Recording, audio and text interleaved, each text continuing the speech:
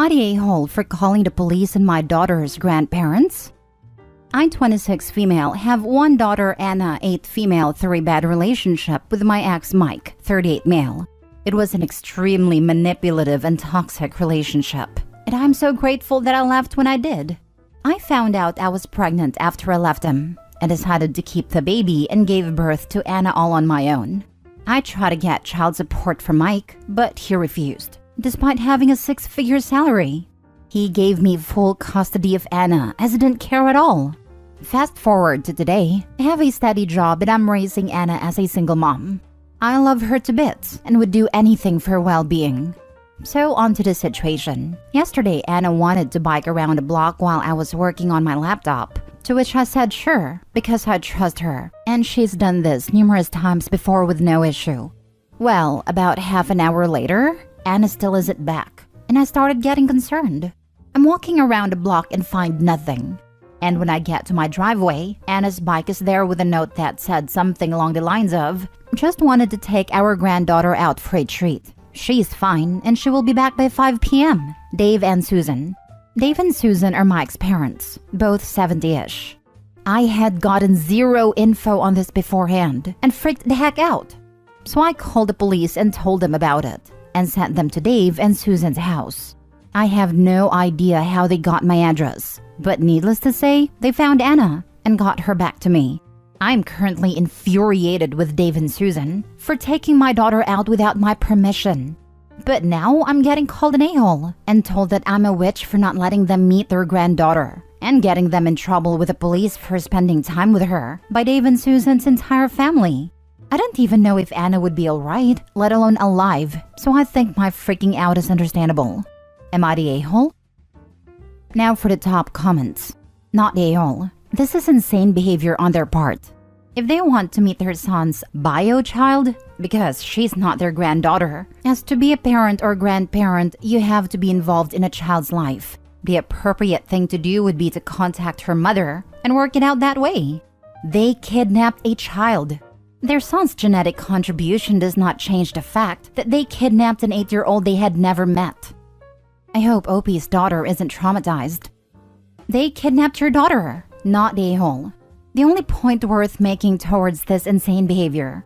Opie, not the a-hole, and please consider a restraining order against these people. On another note, how on earth can sperm donor get away with not contributing? Where I live, the government agency would deal with this and garnish his wages if he didn't comply. From the wording, it sounds like he signed away rights to avoid paying child support.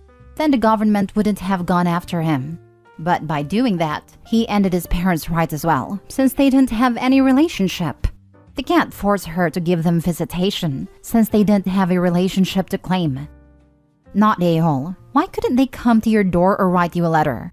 Had they not just kidnapped your daughter, maybe you'd have considered letting them be part of her life. They really need to come at her son though. He's the one who abandoned her and the entire reason they have no relationship with their granddaughter. Yeah, that's what I was thinking. My idea is that they thought I wouldn't let them see her, which I might have if they didn't commit a felony. You also need to have a serious talk with your daughter about stranger danger. And also, be honest about what happened and that they kidnapped her, and she needs to keep away from them from now on. Get a restraining order and make sure they can't go near her. Be honest with her and get a cease and desist letter to stop all the calls. Not a-hole. Next story. Am I the a-hole for saying my sister can move in with me but her fiancé isn't welcome? I originally said they could both move in, but I found out the real reason why they had to move. So, I have room at my place. My house has 3 bedrooms and I live alone, so when my sister asked me if she and her fiancé could stay with me temporarily, I didn't hesitate. They're both employed, don't use drugs or anything like that, and I've never had any problems with them. It would just be temporary for a few months. I didn't hesitate because she's my sister, and I didn't want her and her fiancé to be homeless. My sister originally told me they had to move because when they went to renew their lease, they were told the rent was increasing and they couldn't afford it. They have to be out of their place at the end of the month. That's when she told me her lease ends. That was a lie. Their lease wasn't ending for months. The real reason they had to move is because of her fiancé's creepy behavior. He was going through the trash bins at the building, looking for used pads or tampons. I kid you not. And my sister thinks it won't be a problem because I'm a guy and don't menstruate. He started asking women in their building if he could have their used period products, and several of them complained about him because apparently he was harassing them and asking all kinds of creepy questions about their periods. I swear I'm not kidding. This is why they got told to move. I don't want a creep like her fiancé in my house. Personally, I think she's an idiot for staying with him, but she's trying to downplay it. I said she's still welcome to stay here because she's my sister, but her fiancé isn't welcome here to stay or even visit. My sister says I'm an a-hole for breaking my word because I said he could stay. She lied first, but she's downplaying that, and she's furious. I don't want him in my house, and she says it doesn't matter because I'm a guy. But I don't care. I find his behavior creepy. Edit: I didn't say my location in my post, but since many people are assuming American law applies where I live, it doesn't. The laws for tenants and eviction in America don't apply here. Saying I can't evict them and would have to go to court is inaccurate. That's not what the law is where I live. Not a-hole. He will stroll through your neighborhood on trash day and harass your neighbors. I live in a rural area. We don't have trash pickups like in the city. We have to bring our own trash to the pickup site. It doesn't go to the curb or in dumpsters. It's why my sister thinks I shouldn't have a problem with him living here. It doesn't change the fact that he has a very weird AF kink/fetish that is antisocial. No one wants that anywhere around. And just because you don't have trash doesn't mean he won't try to get his fix somehow. Asking women in the grocery store in the hygiene aisle, finding neighbors, or worse. And I'm sorry he's doing whatever he does with your sister's used products. This is just too out there. Not only is he banned for life if he violates it, get him trespassed and tell your sister you will not be at her wedding and don't even ask. You don't support her with this man and you won't be there. You will always be there for her, but never for him, ever. Oh, I 100% agree with you about him. I don't want him here. The "you don't have trash pickup at your house" was my sister's line for why I should let him live here. You did it. Finally, something so weird. Not a single person can say, "Stop kink shaming." This post really has me analyzing my kink shaming line. I think if he's dating a woman and she's cool with sharing her menstrual products, then okay. I still personally find it gross, but it's really none of my business. But asking random women personal questions and then searching through their trash for used tampons is something else. He's involving people without their consent. It's super creepy behavior, and he deserves to be shamed. Next story. Am I the a-hole for not inviting my sister to my wedding because she didn't invite me to hers? I'm 24 female and I'm getting married in a few weeks. 7 years ago, my sister got married and I was so excited. I talked to her about the wedding, what dress I'll wear, or if I could help her plan it, and she was always dismissive. Then a few weeks before the wedding, she told me that it would be 18+. She said she wanted to exclude annoying kids and made this rule, and she can't make exceptions and all this crap. She also said I was too young for the adult atmosphere and whatever. My 18th birthday was a week after the wedding. I was devastated, and I begged my sister to let me come. I really wanted to be there and support her. My stepmom refused to go to the wedding as a result of that, and my dad almost divorced her over it, among other things. I eventually accepted it, and I told my sister that I would not invite her to my wedding either. She scoffed and laughed, and said I was just being immature and I'll forget about it. Now, my fiancé's dad owns a massive yacht company. They rent out yachts, make repairs, and sell equipment. The wedding party will take place on a yacht, which can accommodate 200 guests. My sister asked me about the wedding, and I flat out told her she wasn't invited. She said I was being petty and how hurtful I was, and that her reasons were justified, and it's in the past. To be honest, I feel she just wants to be on a yacht, and not so much support me. I told her that she should have thought about that back then, and now she understands how I feel, and that she's only jealous that my wedding will be better than hers. My dad called me and said I need to stop being petty and invite her, and other family agree. I told them no, and after some arguing, they respected it. And now my sister is being a witch about it on Facebook. A friend suggested I should make my sister delete all the Facebook posts and write an apology letter saying why it was wrong to exclude me from the wedding. I think that's cringe, but what do you all think? Now for the comments. Not the a-hole. If you were like 12 to 13 when you weren't invited to her wedding, it's a different story. But you were a week from being 18.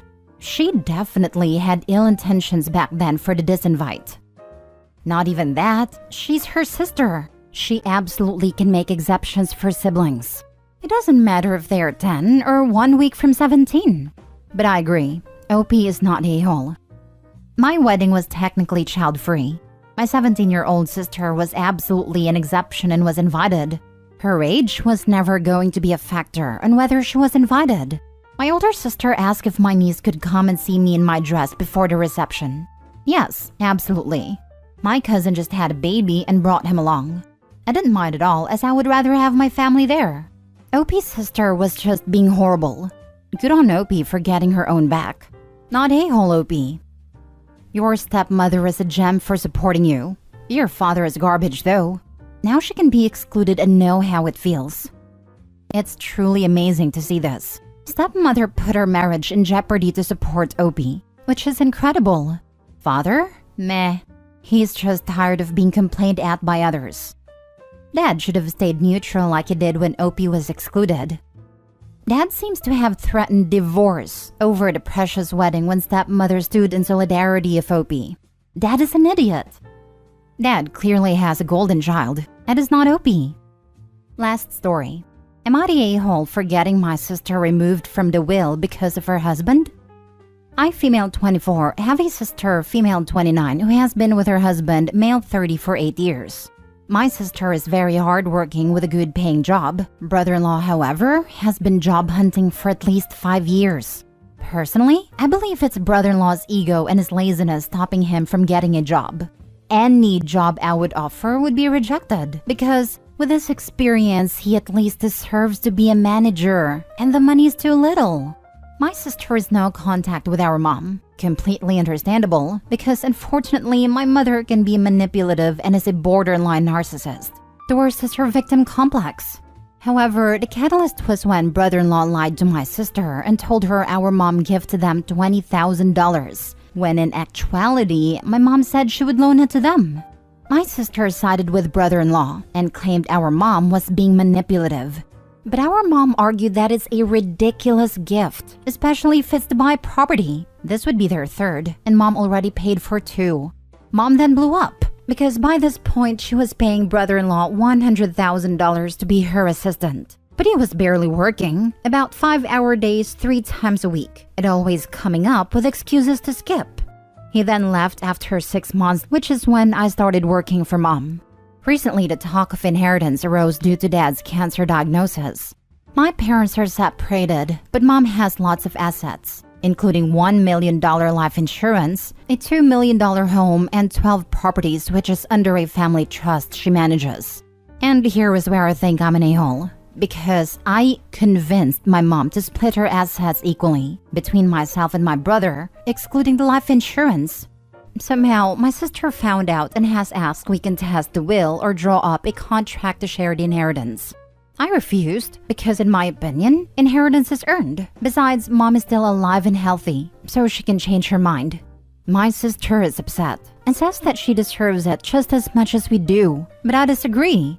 I work 12-hour days with my mom, driving her around, managing everything, whilst also being my dad's caregiver. My sister also wants to throw mom into a nursery home, whilst I would take her in. She said our brother didn't earn his keep, but is only 19 and a student. Therefore, the expectations should match that. Plus, he does the business, artwork, chores, and works part-time.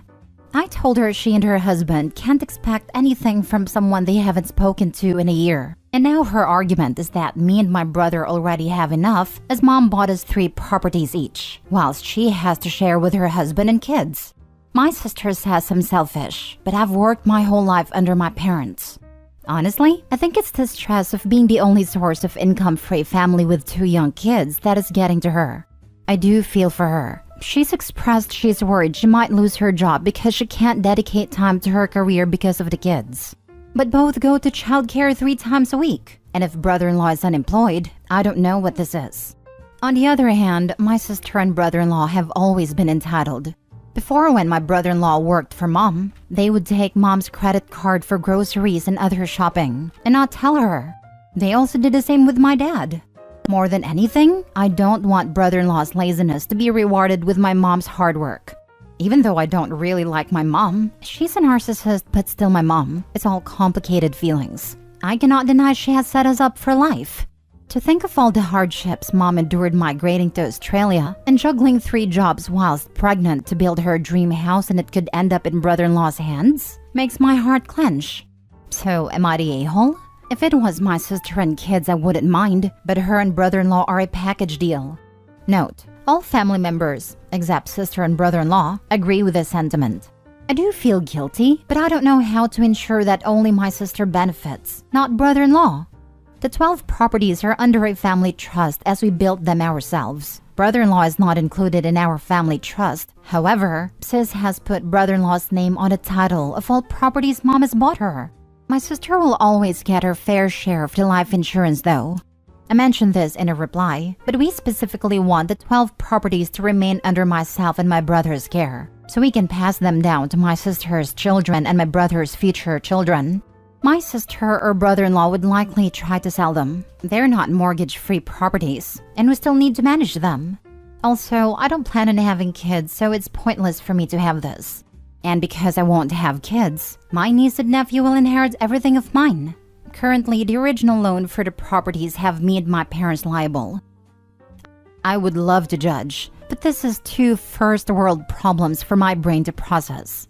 I have a job and 3 gifted properties. I want more inheritance. I've got 3 jobs and a mortgage. I want dental insurance. So I guess you're the a-hole. Try looking at more as I don't want my lazy, entitled, and dishonest brother-in-law to get more stuff. Opie's not really demanding more. She just wants her brother-in-law and sister to get less because of their lousy attitudes and how they've treated the rest of the family.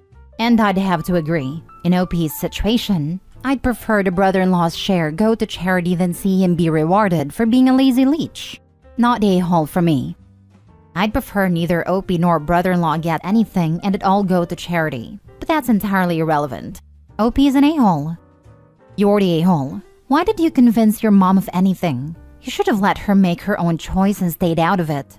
You said your sister works hard, and just because you kiss your manipulative mom's butt doesn't mean she has to. Doesn't like brother-in-law. Screwing over sis as a result is fine. Huge, you're the a-hole.